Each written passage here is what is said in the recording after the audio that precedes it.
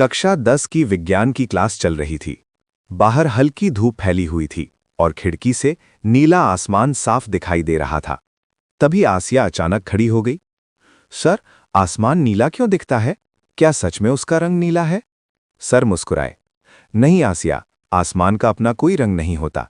ये तो प्रकाश का प्रकीर्णन है। पूरी क्लास चौंक गई। प्रकीर्णन? सर ने बोर्ड पर एक सूरज बनाया।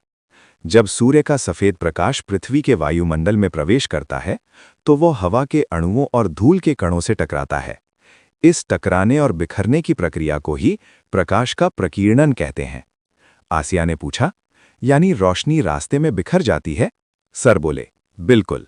सर ने 7 रंग लिखे, बैंगनी, नीला, हरा, पीला, नारंगी, लाल।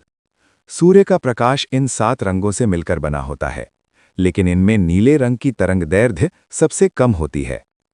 कम तरंगदैर्घ्य वाली रोशनी ज्यादा बिखरती है, इसलिए नीला रंग पूरे आसमान में फैल जाता है। आसिया उत्साहित होकर बोली, ओह, इसलिए दिन में आसमान नीला दिखता है। सर ने फिर समझाया, जब सूर्य उगता या डूबता है तब उसकी किरणें वायुमंडल में लंबा रास्ता तय करती हैं। इस दौरान नीली रोशनी पहले ही बिखर जाती है। हमारी आंखों तक लाल और नारंगी रंग की किरणें पहुंचती हैं।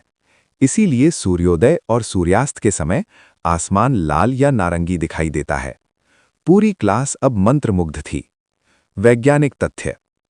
इस प्रभाव को वैज्ञानिक रूप से समझाने में महान भारतीय वैज्ञानिक सीवी रमन का महत्वपूर्ण योगदान रहा। उनकी खोज के सम्मान में भारत में हर साल 28 फरवरी को राष्ट्रीय विज्ञान दिवस मनाया जाता है। कहानी का निष्कर्ष। 1. आसमान का अपना कोई रंग नहीं होता। 2. नीली रोशनी सबसे अधिक बिखरती है। 3.